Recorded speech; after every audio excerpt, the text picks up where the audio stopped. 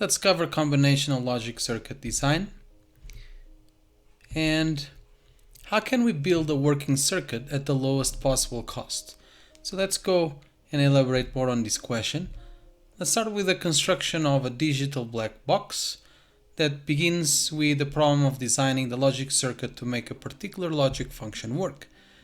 So I have this example here, my digital black box with 3 inputs and 1 output, and I construct my truth table.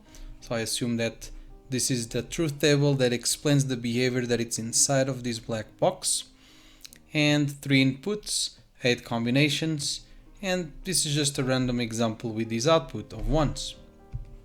So what is the logic circuitry for this truth table? Alright, so we're going to write the line numbers that we have here, the rows from 0 to 7, starting at 0. So we have 8 from 0 to 7, and I'm going to write M because this M stands for minimum terms. And I'm going to look at the rows where I have 1s, and one way of representing that information is my F, my output, is equal to the summation of my M rows or my min terms. And here I indicate the rows where I have the 1s.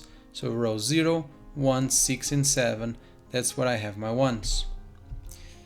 And probably a shortcut is whenever I have this small m, these minimum terms, I can drop the summation because I already know that it's related with minimum terms, the summation of all these minimum terms.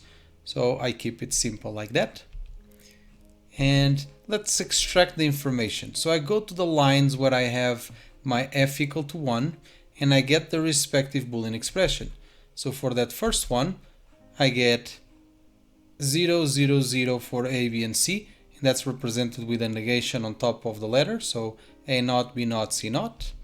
Then I get A naught, B naught, and C. And for line 6, A, B, and C naught. And for the line 7, A and B and C. And now what I need to do, remember, is the summation of all these minimum terms. So I put everything together and my F is equal to F1 or F2 or F3 or F4. Putting everything together, you get what we call the sum of my products, or SoP. Some notations, some book notations, instead of writing SoP, they write S/P. Now with your SoP, this is the circuit that we get. If I design, I have a AND gate with 3 inputs over here, another one here, another one here, another one here. So these are these 3 ones that you see over here. Then the inputs of that first one are negated, so that's why we have A naught, B naught, and C naught connected here, so forth and so on for the rest. And then that big OR gate here with 4 inputs that connect all these minimum terms together. And this is your circuit with 4 inputs or 3 input AND. So what if I only have OR gates with 2 inputs?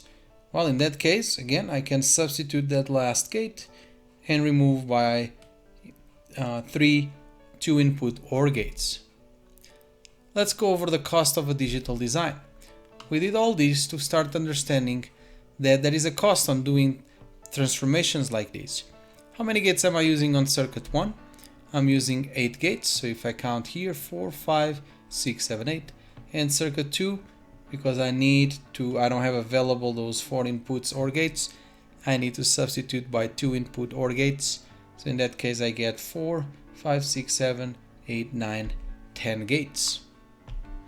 So now imagine that I scale the production of this circuit for 10,000 units, and you start understanding that the costs start adding up as if I have more gates.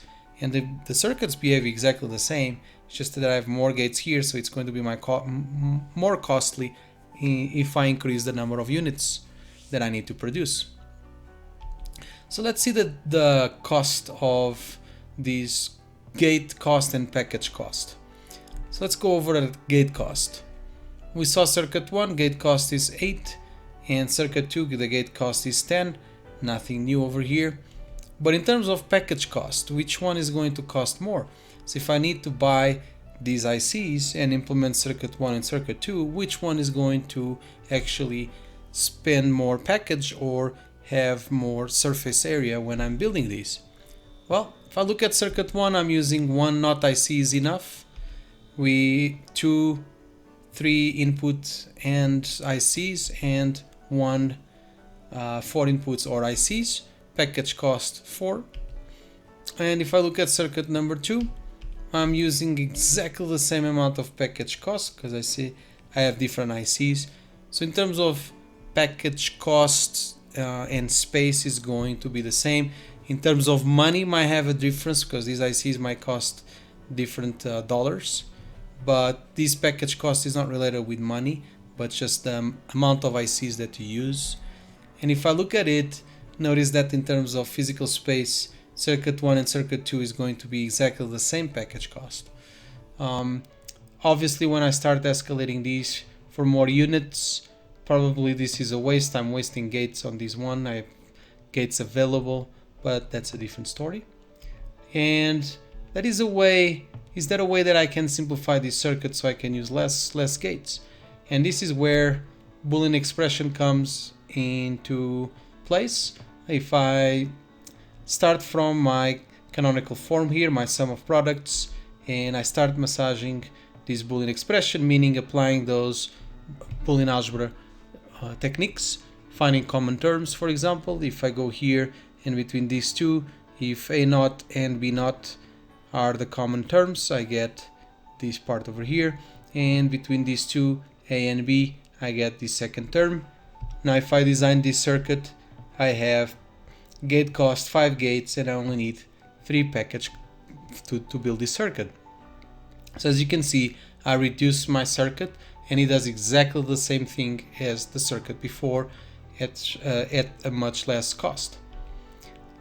This is just an example of techniques that you can apply for reducing your logic functions, so finding those common factors.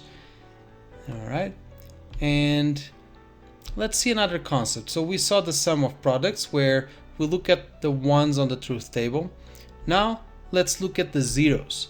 Let's look at the lines where I have a 0 as an output and take the expression. So this one is when A0, B1 and C0. So A negated, B and C negated, but notice that I need to negate my output because it's a 0. And I do exactly the same thing for the rest of the lines where I have the zeros. Notice that the negation is done on the output, and I'm going to add everything together. And this is what I call the product of sums, or PoS. This is going to be the inverse of the SoP. Now this circuit behaves exactly the same way as the SoP, but I'm looking at the zeros instead of the ones.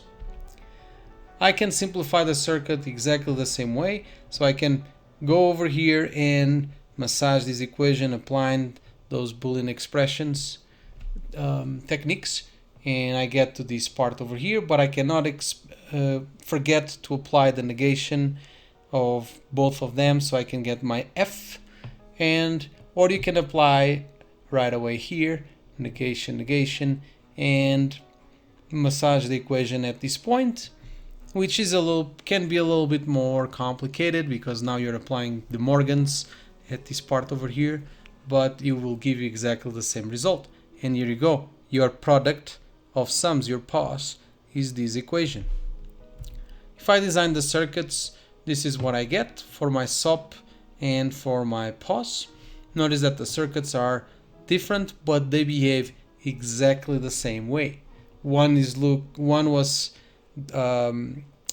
taken from the truth table by looking at the ones, and the PoS was taken by looking at the zeros of the truth table.